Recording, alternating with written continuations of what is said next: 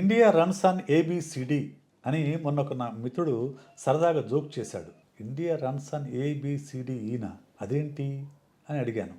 అది కూడా తెలియదా అని నా వైపు ఆశ్చర్యంగా చూశాడు.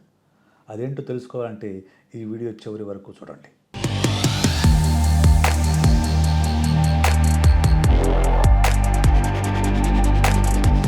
Hi hello welcome back to my channel. నేను మీ సైకాలజిస్ట్ విశేష్. ఈరోజు మనం ఒక ఆసక్తికరమైన విషయం గురించి మాట్లాడుకుందాం. ఇది నాకు కూడా కొత్తే, కానీ తెలుసుకున్న తర్వాత ఆసక్తికరంగా అనిపించి మీతో పంచుకోవాలనుకున్నాను. ఓకే, మిత్రుడు ఏమన్నాడంటే ఇండియా రన్స్ ఆన్ ఏబిసిడి అన్నాడు. ఏబిసిడి అంటే ఏంటి అని అంటే A for astrology, B for Bollywood, C for cricket, D for devotion. నిజమే కదా? ఈ సందర్భంగా నేను కూడా మీకు నా పర్సనల్ ఎక్స్పీరియన్స్ చెప్తాను. ఏ ఫర్ ఆస్ట్రాలజీ ఎలా అంటే, నా పాత ఆఫీస్లో ఉన్నప్పుడు, నేను అమీర్పేటలోనే నా పాత ఆఫీస్ ఉండేది. ఇప్పుడు శ్రీనగర్ కాలనీలో ఉంటున్నాను. పాత ఆఫీస్ ఉన్నప్పుడు మా ఆఫీస్ ఎదురుగానే ఒక ఆస్ట్రాలజర్ ఉండేది, ఒక లేడీ. మా ఆఫీస్కి రోజుకు నలుగురు వస్తే వాళ్ళ ఆఫీస్కి రోజుకు 30-40 మంది వచ్చేవాళ్ళు. వాళ్ళ ఇంటి ముందు ఎప్పుడు చెప్పులు కుప్పలు కుప్పలుగా ఉండేవి. అంటే మనిషికి సులువైన పరిష్కారం కావాలి. ఆస్ట్రాలజీ ఎందుకు నమ్ముతారు అంటే సులువైన పరిష్కారం కావాలి. తన సొంత శక్తితో ఆలోచించి వాటిని పరిష్కరించుకునేంత జ్ఞానము, అంత లాజికల్ థింకింగు, సమయము, శ్రమ తీసుకునే ఓపిక ఎవరికి లేవు. కాబట్టి ఒక తాయెత్తు కట్టుకుంటే అయిపోతుంది, యజ్ఞం చేస్తే అయిపోతుంది, యాగం చేస్తే అయిపోతుంది, ఇలాంటి నమ్మకాల వల్ల ఈ ఆస్ట్రాలజీ వైపు మొగ్గు చూపుతూ ఉంటారు. చంద్రుడు ఉపగ్రహం అని తెలిసిన కాలంలోనూ, సూర్యుడు నక్షత్రం అని తెలిసిన కాలంలో కూడా మనము వాటిని నవగ్రహాల్లో భాగంగా చూసి ఆస్ట్రాలజీని నమ్మి లక్షల రూపాయలు వాటికి ధారపోస్తూ ఉంటారు. బాలీవుడ్ ఎంటర్టైన్మెంట్, అది బాలీవుడ్ కానివ్వండి, టాలీవుడ్ కానివ్వండి.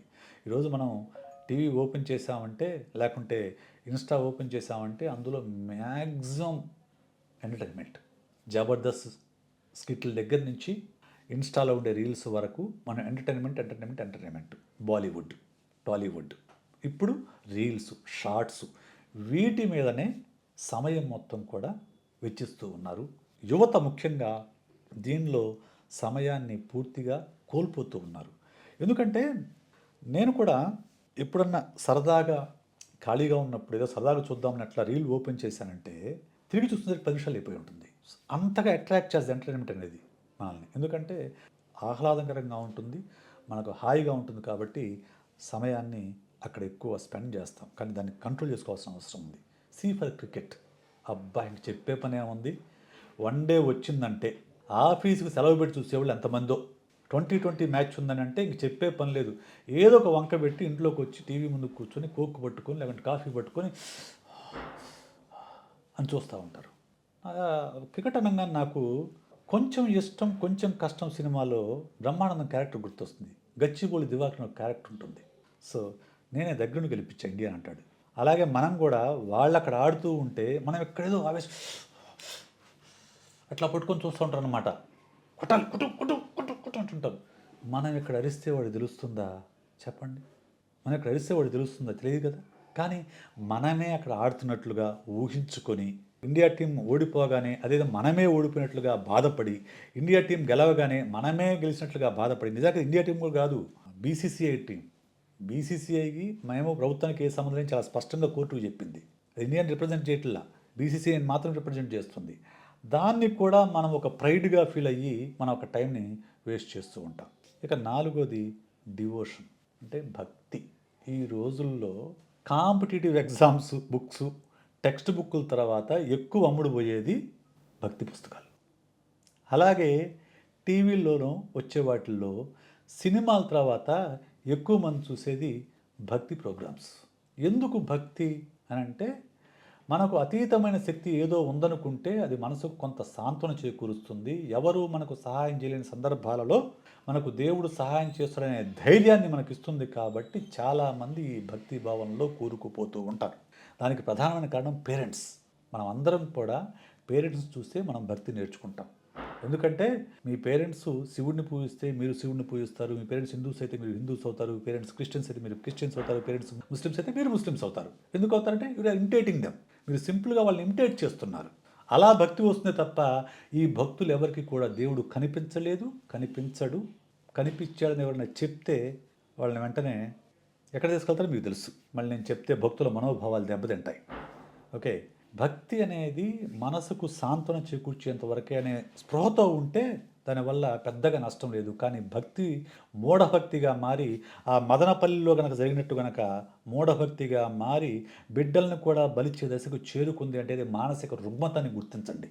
ఏదైనా కానివ్వండి, మీ రోజువారీ పనులకు ఇబ్బంది కలుగుతున్నా, మీ మనసుకు అశాంతి కలిగిస్తున్నా, ఆందోళన రేకెత్తిస్తున్నా అది మానసిక రుగ్మత అనే విషయాన్ని మీరు అర్థం చేసుకోండి. ఇండియా రన్స్ ఆన్ ఏబీసీడీ కాదు అని మా ఫ్రెండ్ అన్నాడు. వెంటనే నేను చెప్పాను, నో, ఇండియా నీడ్స్ ఈ, అంటే ఇండియా నీడ్స్ ఎడ్యుకేషన్.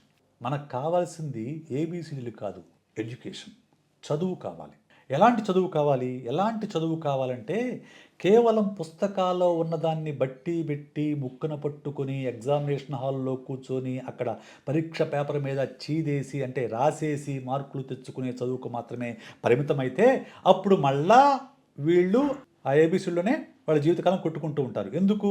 వాళ్ళ చదువు అనేది కేవలం మార్కులకు ర్యాంకులకే పరిమితమైంది తప్ప అది వాళ్ళలో ఎలాంటి మానసిక పరిణితిని తీసుకురాలేదు, వాళ్ళలో ఎలాంటి లాజికల్ థింకింగ్ని రేకెత్తించలేదనే విషయం మనం అర్థం చేసుకోవాలి.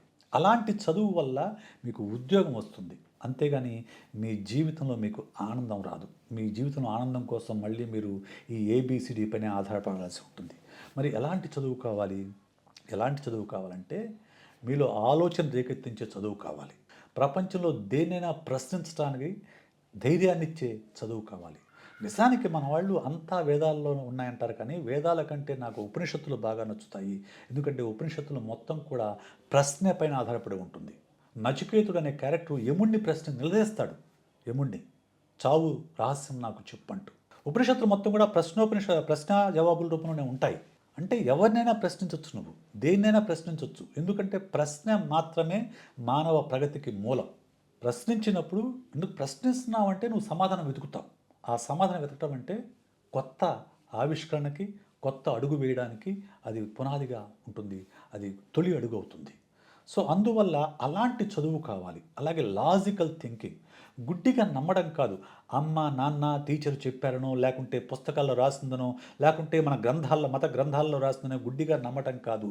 దాని వెనక ఉన్న కార్యకారణాలని, తార్కికతని ప్రశ్నించే చదువు మనకు అవసరం. ఆ ప్రశ్నించాక కూడా మీరు కన్విన్స్ అయితే అది మీ ఇష్టం. కానీ ప్రశ్నించకుండా గుడ్డిగా ఫాలో అయితే మళ్ళా మీరు ఏబీసీడీల వైపే మొగ్గు చూపుతారు, వాటిల్లోనే మీ ఆనందాన్ని వెతుక్కుంటారు. అలా కాకుండా మీరు నిజంగా ప్రశ్నించి మీ లోపల ఉండే సామర్థ్యాన్ని పూర్తి స్థాయిలో వెలికి తీసే చదువు గనక మీరు చదువుకుంటే అప్పుడు మీరు కొత్త అడుగులు వేస్తారు. ఇప్పటి వరకు ఎవరు చూడని కొత్త దారుల్ని మీరు చూస్తారు, అంటే కొత్తగా అన్వేషిస్తారు. అలాంటి చదువు మనకు కావాలి. అలాంటి చదువు మనకు లేదు కాబట్టే ఇండియా మొత్తం ఏబిసిడి అంటే ఆస్ట్రాలజీ, బాలీవుడ్, క్రికెట్, డివోషన్ పైన రన్ అవుతుంది. కాబట్టే గత 200-300 సంవత్సరాలలో మన దేశం నుంచి మొత్తం ఉన్న నోబెల్ లారెట్స్ మొత్తం కలిపి కూడా 10 మందికి మించరు. అందులో సగం మంది ఇక్కడి నుంచి అమెరికాకు ఇంకొక చోటకు వెళ్ళి అక్కడ పరిశ్రమ చెప్పి నోబెల్ ప్రైజ్ సాధించిన వాళ్ళే. కానీ ఇక్కడ ఉండి నోబెల్ ప్రైజ్ సాధించిన వాళ్ళు వేళ్ల మీద లెక్క పెట్టుకోవచ్చు. ఇన్ని 100 కోట్ల జనాభా ఉన్న మన దేశంలో నోబెల్ ప్రైజ్లు ఎందుకు రాదంటే ఈ ప్రశ్నించే తత్వం కోల్పోవడం, పరిశోధించే తత్వం కోల్పోవడం, సొంతగా ఆలోచించే తత్వం కోల్పోవడం. అంతెందుకు 150 కోట్లు, దాదాపు 130 కోట్ల జనాభా ఉన్న మన దేశానికి వచ్చిన ఒలింపిక్ పథకాలన్నీ వేళ్ల మీద లెక్క పెట్టచ్చు. ఎందుకని?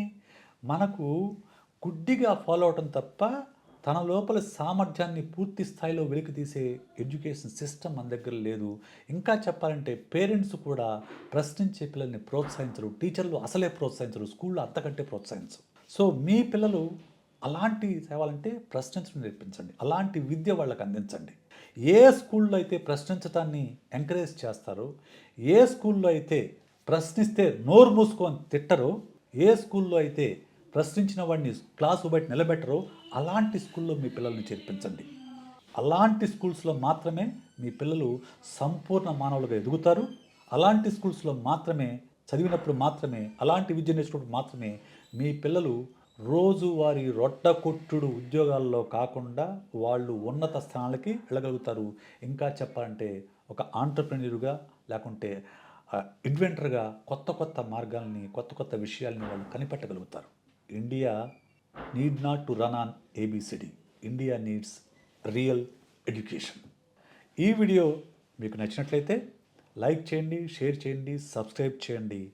అలాగే ఈ వీడియో పైన మీ అభిప్రాయాన్ని కామెంట్ రూపంలో ఖచ్చితంగా నాకు చెప్పండి. అలాగే మీకు ఎలాంటి వీడియో కావాలో కామెంట్ రూపంలో తెలపండి. అలాంటి వీడియోలు చేసేందుకు ప్రయత్నిస్తాను. అప్పటి వరకు సెలవు. మరో రోజు మరో వీడియోతో మీ ముందు ఉంటాను. నేను మీ సైకాలజిస్ట్ విశేష్.